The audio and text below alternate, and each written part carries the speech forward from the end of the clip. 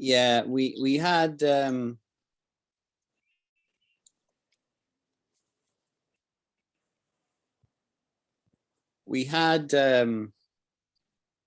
interesting discussion through the week on Hello Talk on the concept of a paradox and what a paradox is. I was really just teaching you that so that everyone understood the word. Did you guys get a chance to follow that conversation and the discussion that we had? No. No? Okay.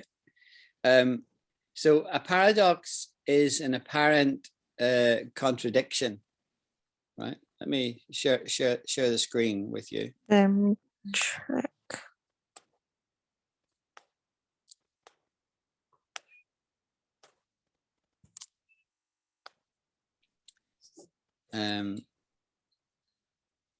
Let's move this down a bit.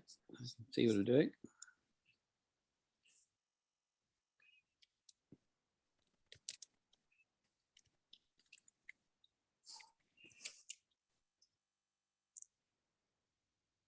There, can you see that?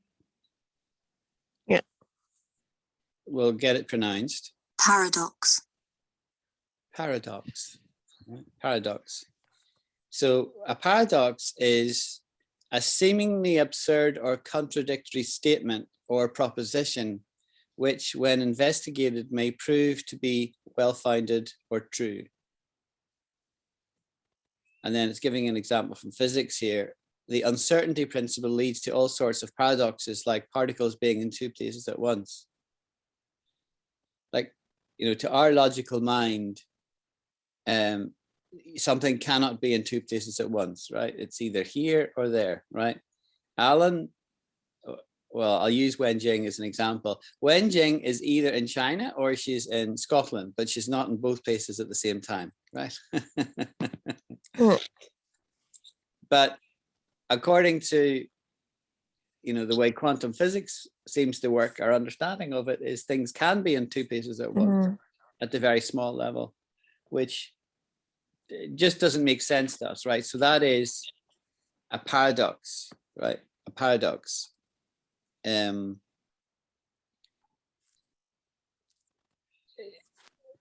another couple of statements. A statement or proposition which, despite sound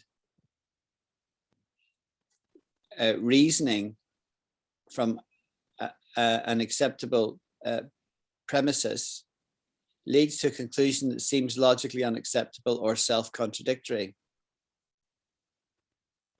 The liar paradox. A personal thing that combines contradictory features or qualities. Cathedrals face the paradox of having enormous wealth and treasures, but huge annual expenses. So that's kind of paradoxical. So look at similar words, right? Contradiction, self-contradiction, inconsistency. And then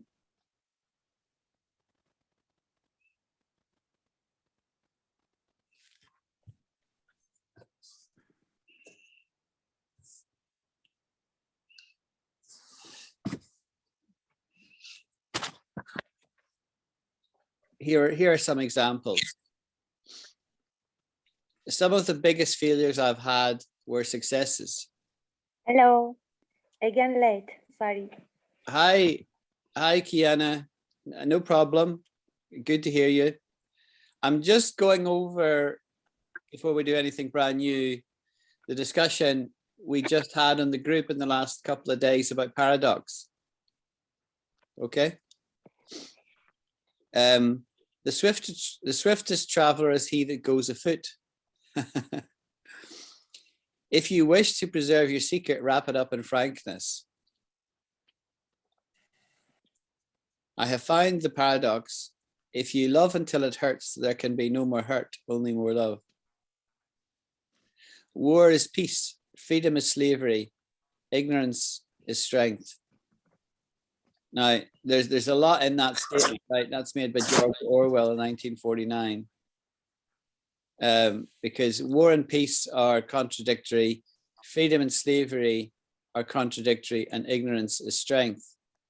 Right. So that's one you'd have to go and think about, right? What is he meaning? What is he getting? What is he getting at? War is peace. Yeah. And probably his most famous one, does anybody know what his most famous pithy comment was?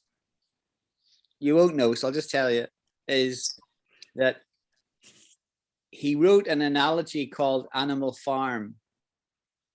And in it, he said, all animals are equal, but some are more equal than others. Okay. Yeah.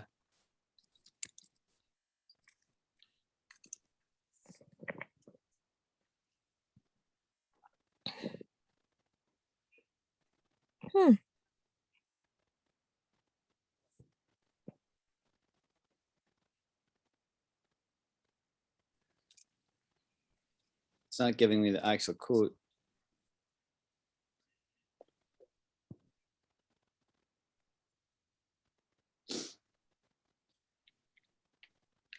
A proclamation by the pigs who control the government in the novel Animal Farm.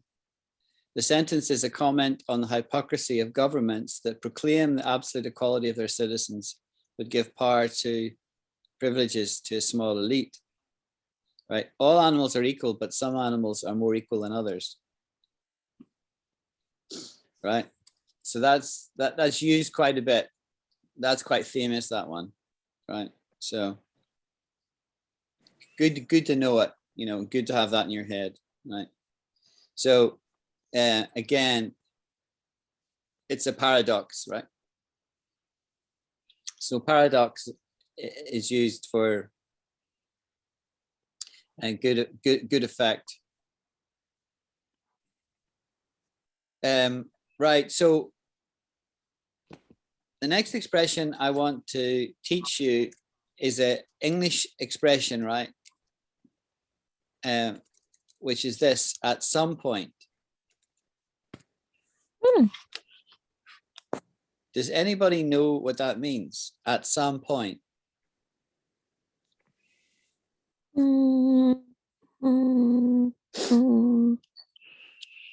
I think maybe I know, but You go ahead. You guess, and then what I'll do is I'll give you a real expression. It's very common, and it occurred to me the other day because I used it myself, and I think they won't know what that means probably, my class. So I thought I'd teach you it. I mean, you know what the individual words mean, but what does it mean when somebody, normally you append it at the end of a sentence? yeah, It has a significance. What does it mean? it's like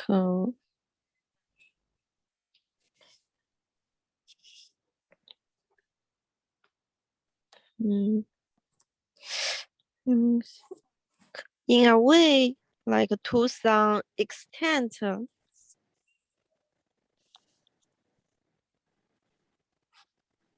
Not sure I'm getting you. I mean, like the at some point is similar, like in a way. Yeah, let me some way. let me use it. Let me give you an illustrative sentence, right? When Jing says to me, Alan, are you going to come to China? And my response is, at some point.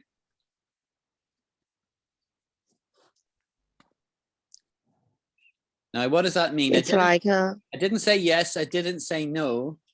I said, yeah, maybe. Maybe. It's a definite maybe, but it's not the same as saying maybe, because when I say at some point, I really mean yes, but I don't know when. You hear I'm coming to China. Are you coming to Shanghai? And I would say at some point. Yeah, at some point. I would like to visit Shanghai. as well as Peking. I'd like to see the Wall of China. I'd like to see the soldiers, the buried soldiers, terracotta army, as we call it. Yeah. So I have to say all those two things are not in Shanghai, So which is why I would say at some point, are you going to come to China? Yeah, yes, at some point, right? So it means yes, but I'm not sure when. It's not like I'm not hiding it from you. It's just I don't know. So at some point. Who else are we talking to? Kiana. Kiana is from Iran. Alan, are you going to come to Iran?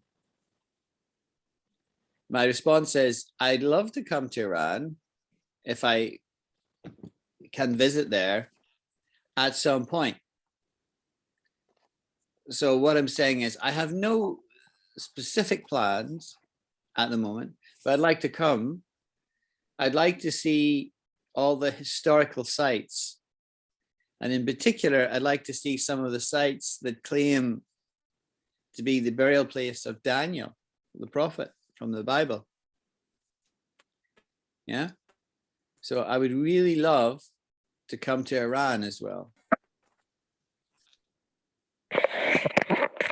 And through this class, I have many friends in Iran now. So I'd love to come to Iran at some point. Okay? At some point. Okay, does everybody understand that? Yes, I think. Yeah. Okay, and so what to do is when you learn these things, right? So you don't forget it, make sure that when you're interacting with each other and also with me, you say it, right? Throw it in, either written in the group chat or when you're saying something, throw it in there, because that will reinforce the learning. And Wenjing and Wee Son, since you work in the same office, you guys should definitely spend some time talking in English to each other to practice. If the only time you say English is in my class, you won't make as much progress as if you did a wee bit every day. Yeah. So Wee Son, get Wenjing to tell you all about Scotland and how great Edinburgh is. And if she's talking about the UK and Scotland, it'll be easier for her to do it in English because it won't be easier for her, but it will help her recall things.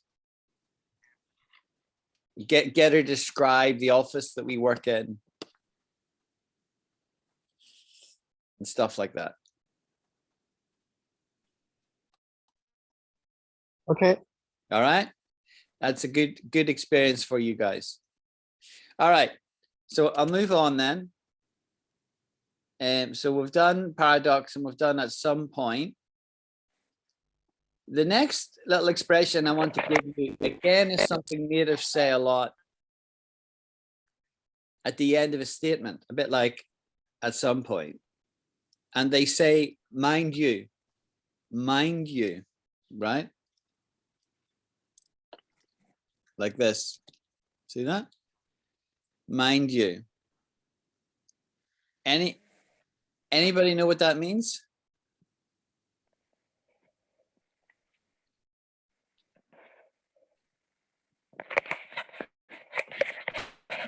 Don't read what it says there. Just think about it and see if anybody knows what it means.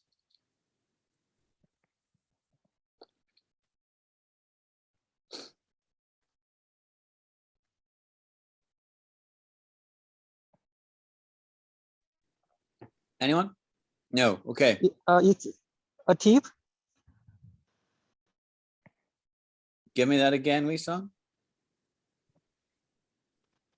I think the mean of mind you maybe a tip, a tip. I remember.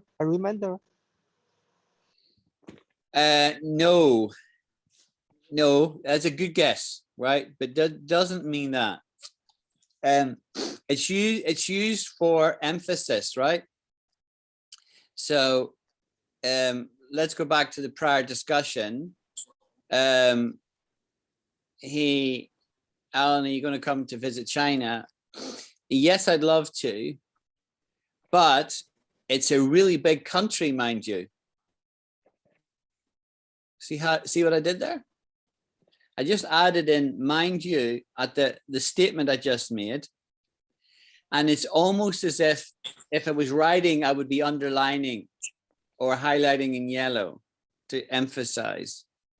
China is a really big country, mind you. I can't do it in a week. It would take me a week to see Shanghai, right? Or Peking, any one of these large cities. So if I want to see China, I need to take a few weeks holiday and come over and visit, maybe 3 weeks or 4 weeks. That would be the longest holiday I've ever taken, mind you. I definitely want to see the Great Wall of China, because that's one of the wonders of the world, mind you. So see what it says here. Used in speech to give stress to a statement that one is making so that a preceding or following statement will not be misunderstood. His advice was very helpful. I'm not criticizing him, mind you. Right? His advice was very helpful. I'm not criticizing him, mind you. So mind you doesn't change the meaning of what went before. It emphasizes it. So I read that wrong. His advice wasn't very helpful, right? In other words, I didn't find his advice helpful, but I'm not criticizing him, mind you. So even though there's a negative statement, right? His advice wasn't very helpful. I'm not criticizing him, mind you. In other words, it wasn't very helpful to me in my circumstances. And so, you know, I didn't get a lot out of it, but I'm not criticizing him, you know, I'm not criticizing him. And I want you to know I'm not criticizing him. So I'm saying, mind you. Oh, I noticed, interesting here, often used in British English.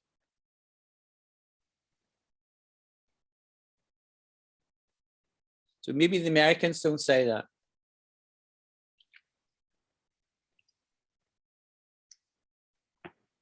And the Merriam-Webster is an American dictionary.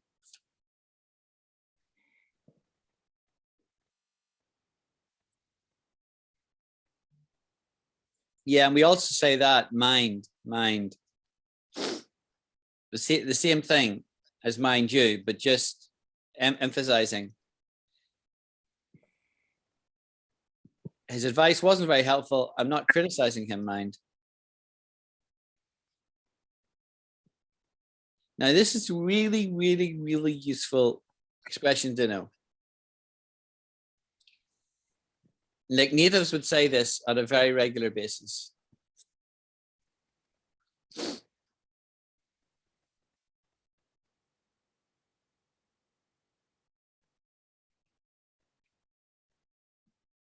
Okay?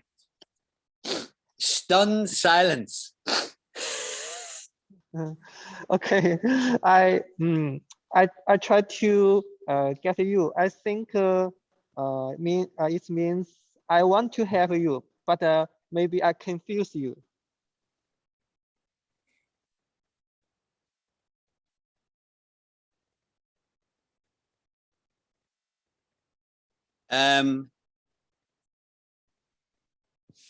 No, that's a good guess. That's not what it means, right? The idea of adding mind you, mind and mind you are the same, right? It's just emphasizing the fact that if you say something negative,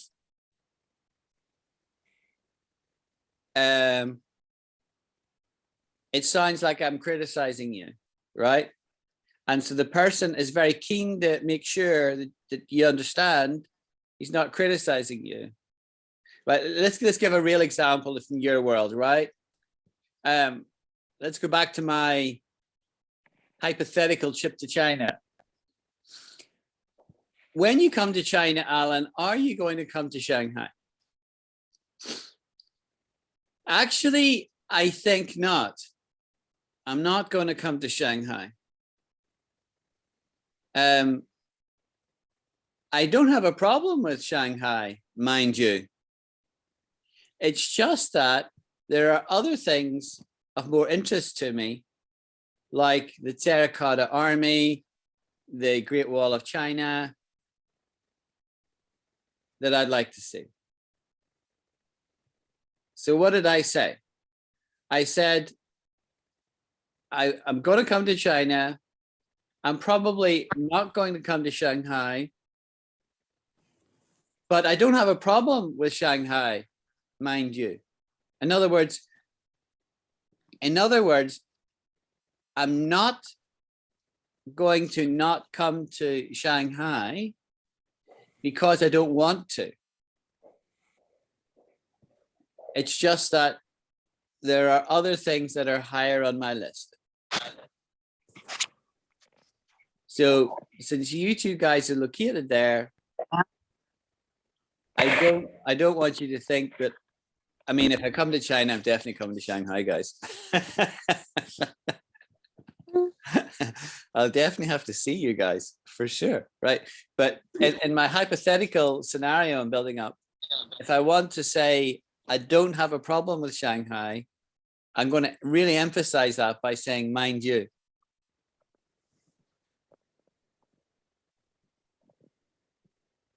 Is that clear? Yeah. Right, one's got it. Right. Okay.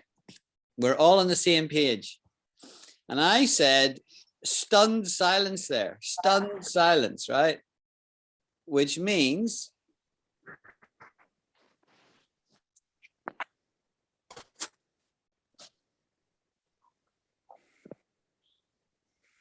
there was stunned silence when he found out. Most fall to a stunned silence at the news, disbelieving at first, right? So stunned silence is when, it'd be good if it gave me an actual definition.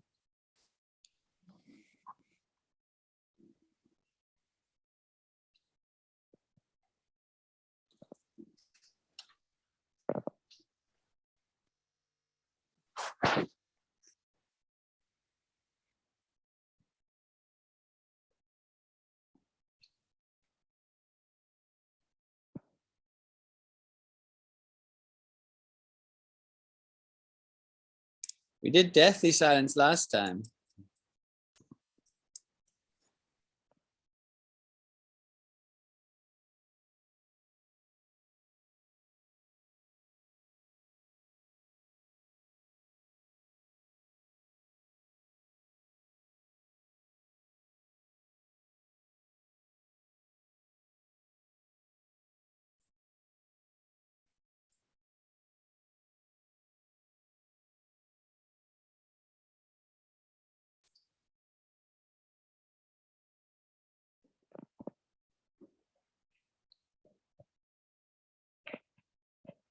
It's interesting that it's giving me lots of, no, it's telling me the meaning.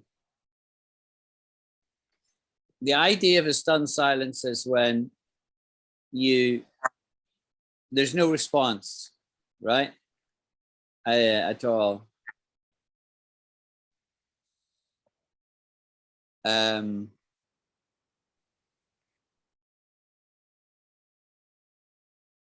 And it's because people are stunned, you know, like you've been hit with a stun gun, right? So they're stunned with the news, or it's maybe like, let's say you suddenly hear somebody who's died, right? And they're famous, you know, your reaction might be just silence because you're thinking about the news and understanding its implications, right? So sometimes really big news items, people are stunned, right? Stunned. Does that make sense? Everybody got that? Give me a thumbs up if you're with me, or if I need to explain it a bit more.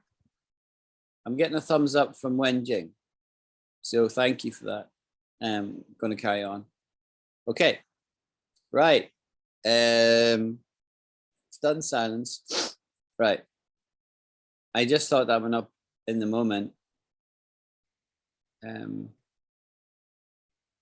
Right, here's another expression which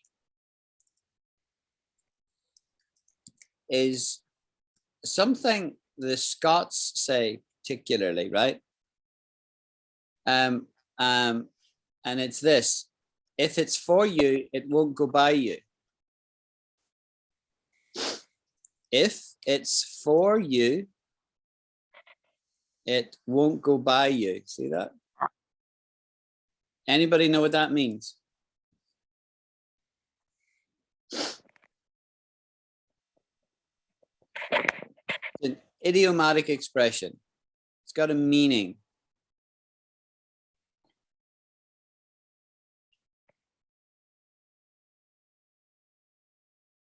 Yeah, and you see it's a Scots expression.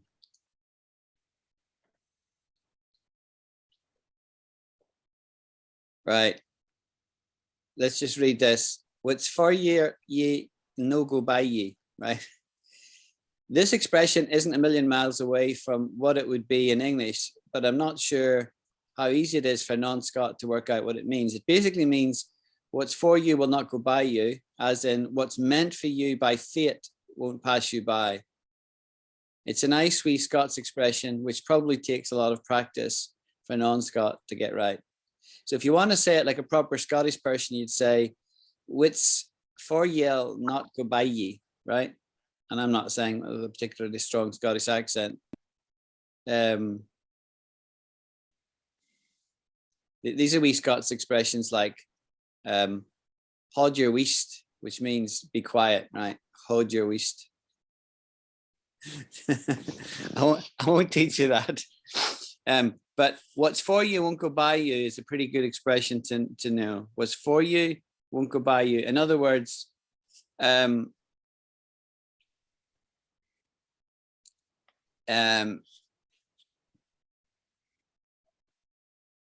says, I'm going for a new job. Okay, well, all the best. Hope you do well. An interview. I don't think I'll get it. I don't think I'll get the interview. Then my natural response to that would be, what's for you won't go by you, right? What's for you won't go by you. In other words, if it's meant for you, right, then you'll get that job. Yeah. So Kiana says, hey, I've applied for a new job, but I'm not confident. I'm not confident I'll get it. Every time I have that kind of conversation with somebody, I would always say, look, what's for you won't go by you. Don't worry about it. You'll get it if it's meant for you. And if it's not meant for you, don't worry about it. Does that make sense?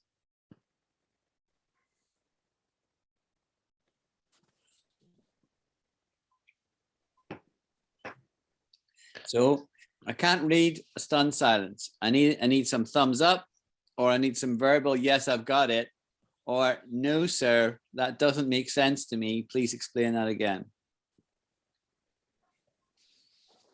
I'm getting a thumbs up, right? So that's my permission to move on to the next topic, okay?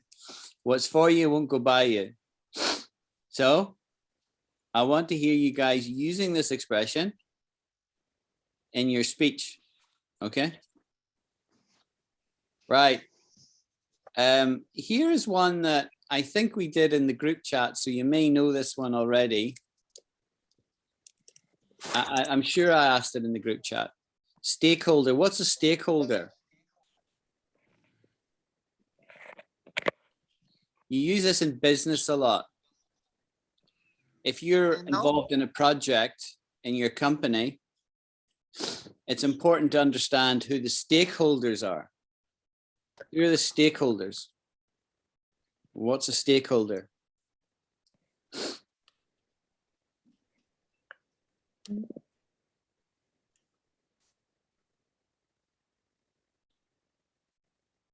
No one? Okay. A stakeholder is somebody who really cares about what you're doing and has influence on it.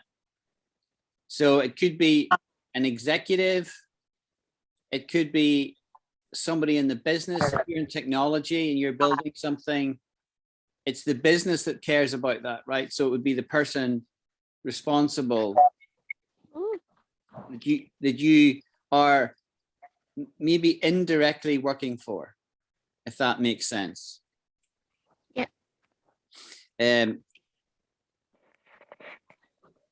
So I'm just doing a quick Google here. A stakeholder is a party that has an interest in a company that can either affect or be affected by the business. That's the key thing, right? So your stakeholders are, what you're doing affects them in some way. And so therefore they've got a stake, as we say. And by the way, the expression to have a stake as an S-T-A-K-E usually means, we sometimes say that it's got skin in the game. I'll come back to that expression in a moment. And if they've invested, right? So let's say if I had invested in the company Wenjing works in,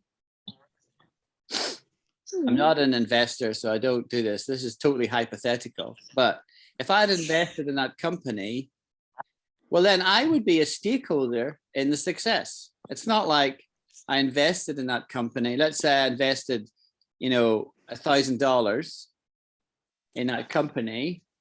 Well, I would want that company to do well because I would want that stake to grow. I would want that investment to grow. Makes sense? So that's what having a stake is and what a stakeholder is. Right. I sort of came across an expression there. It came into my mind. Skin in the game.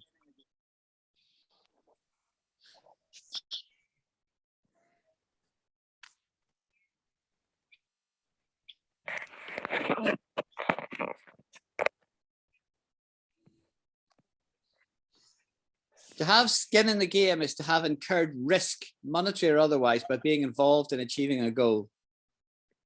The phrase skin refers to investment, literal or figurative, and game is the metaphor for action in the field of play under discussion. The aphorism is particularly common in business, finance, gambling. It was also used in politics. So let me ask this. Have you guys heard this expression before? Or is it brand new to you? Have you heard it before? Skin in the game? No. No. Okay. No.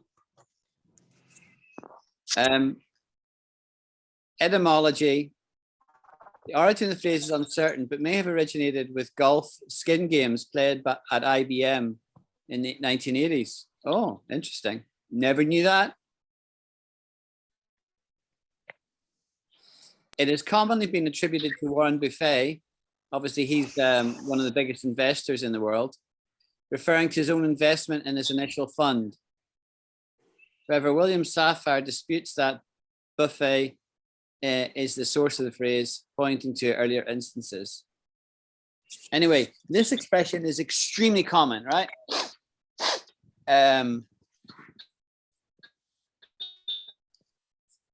So skin in the game is where if you have skin in the game, you stand to lose or win.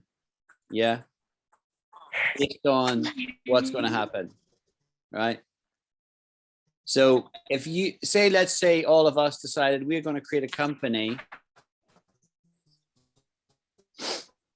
we might all decide what we're all going to put some skin in the game. We're all going to put some money into it, right? So we're all going to put $1,000 in, and that would give us a fund of $5,000 to get going as seed funding. And then if the company does really well, we'll all get really rich because we've got skin in the game, right? We all own 1/5 of it, yeah? But alternatively, we might all lose out. The company might, run aground, not be successful, and then we'll all lose. So we'll win or we'll lose, but whether we win or lose, we've got skin in the game.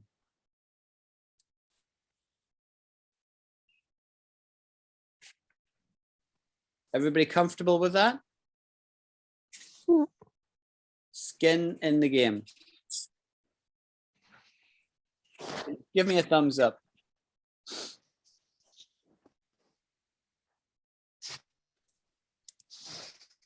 I'm getting no thumbs up. Do I need to carry on? I'm getting a thumbs up. Cool. Right. All right. Right. Now, next word I want to teach you, just a straight word, is dispensation.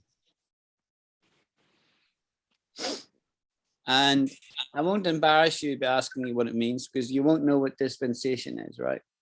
But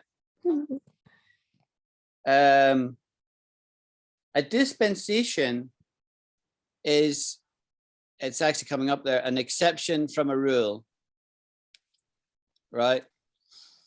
A bit like what we said earlier, are you guys allowed to access YouTube?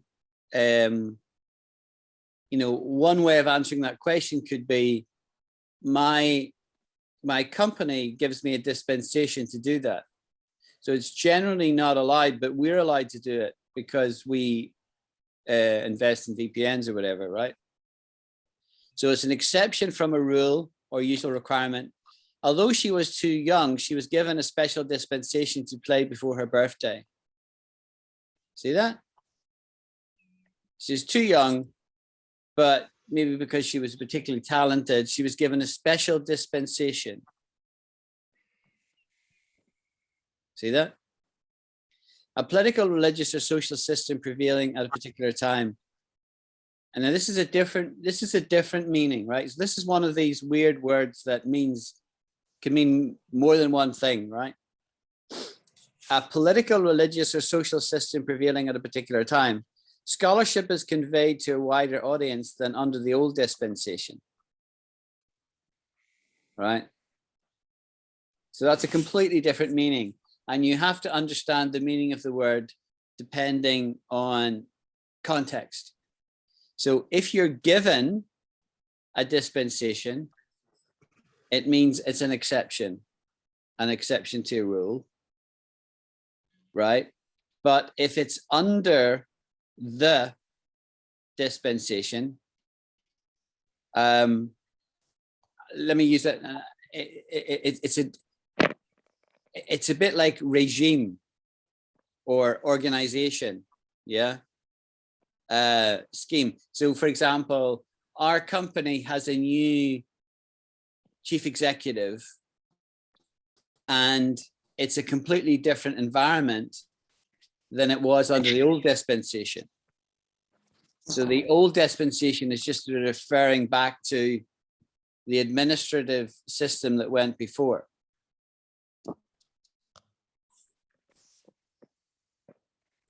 See that? Dispensation. Right. Is everybody comfortable with dispensation? Anybody want to practice saying it? Wenjing, say what dispensation. Dispensation. Good. Dispensation. Good. Kiana? Dispensation. Good. Excellent. Wee-son? Dispensation. Yeah. Yeah. Say it slightly more slowly. Dispensation. Dispensation. Yeah, that's right. Yeah, you don't speak too fast. And in China, you speak really quick. Where you really quick. So you want to, for English, we speak at a slightly slower cadence. So you want to speak English more slowly, people understand you. Okay. Well, we're getting through the words today. Right, here's another expression. I'm teaching you more expressions and words today. Foot the bill. Anyone? What does it mean to foot the bill?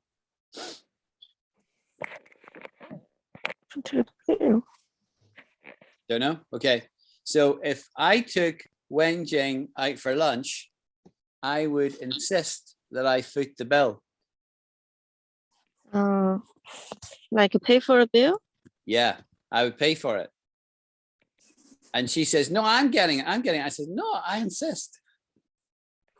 And then I will say, thank you. Yes, exactly. So to foot the bill is basically to pay the bill, right? Or to be the one who's going to pay the bill. Foot the bill. Pay for something typically considered large or unreasonable. The couple were left to foot the bill after their claim was declined by the travel insurers. Okay, they had to pay for it. The insurance company didn't help them. Had to foot the bill.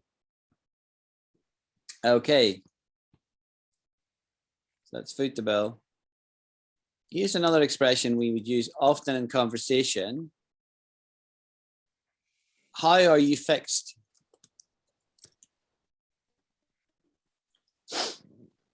How are you fixed? What does it mean to say, how are you fixed? It's got nothing to do with fixing something that's broken, right?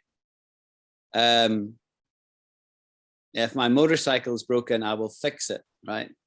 Or if I can't fix it, I will get it fixed. Yeah. If my tooth is broken, I'll get it fixed, right? But if I ask you a question, how are you fixed? It's completely idiomatic.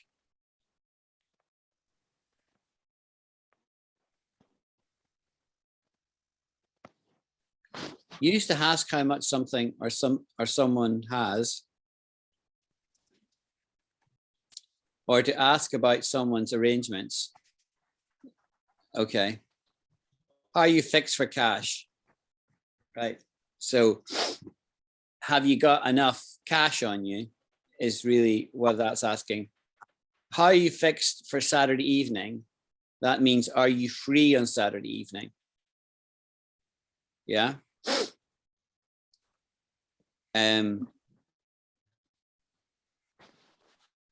It doesn't, you get the impression from this definition it's always got to do with like cash, but it doesn't mean that. It can mean that, right? So like if I explicitly said, how are you fixed for cash?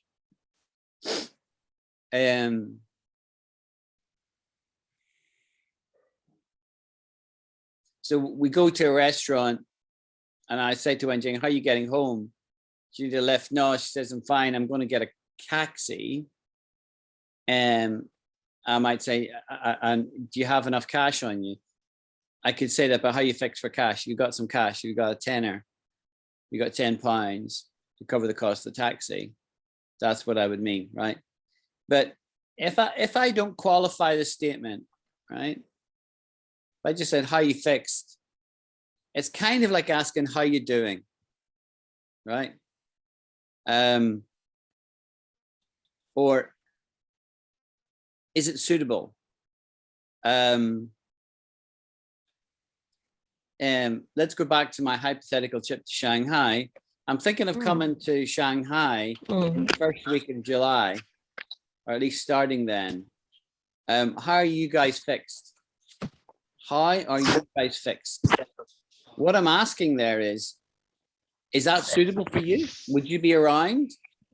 Could we meet up? I wouldn't want to go there and find that when Jing's away seeing her mom, 100 miles away. and miss her. I want to make sure that she's there so that we can go and sample some of the delectable food delights of Shanghai. Yeah. Yeah. And I'd like to meet up with Wee Son, and I would like to hear all about his trip to Nepal and Mount Everest, right? So if I come to a city, I want to meet people that I know. I wouldn't want to go to a city and not meet people, right? So I'd say, how are you fixed? How are you fixed? I'm sort of saying, is it suitable? And if I'm saying how you fixed for something, I'm asking specifically about, do you have enough cash on you, or a taxi, or how are you fixed for a time?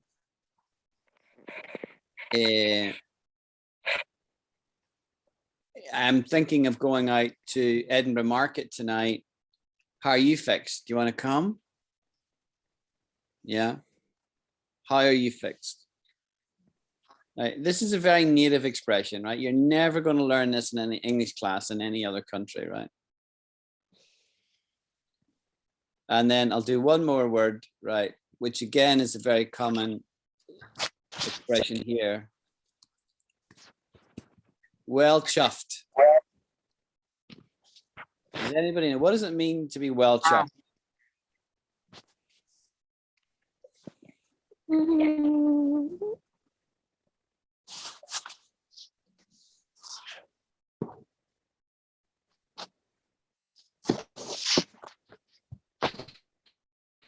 Okay.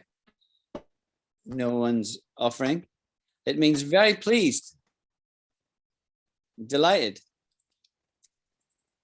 So we saw on what did you think of your English class? I'm well chuffed. I'm very pleased, right? I'm well chuffed, right? I'm well chuffed, right? So chuffed, it's a funny kind of word. It's a funny sounding word, but it just means really happy, right? Very pleased. Yeah. Good. It's dialectical from Northern England. Chuff originally meant puffed with fat. Didn't know that. Is chuffed rude? It's been used since the 1860s, right? So it wasn't invented recently. 19th century word comes from choff, meaning rude fellow, or a coarse fat-headed blood clown. The original of the term is unknown. The positive meaning has been used since the 1950s. There you go. So it's not some brand new thing, okay? To be chuffed. And very much British and American. Americans would never say this, okay? And I'll be well chuffed if you guys master British English as opposed to American English. But you'll always be understood in America. Americans understand us.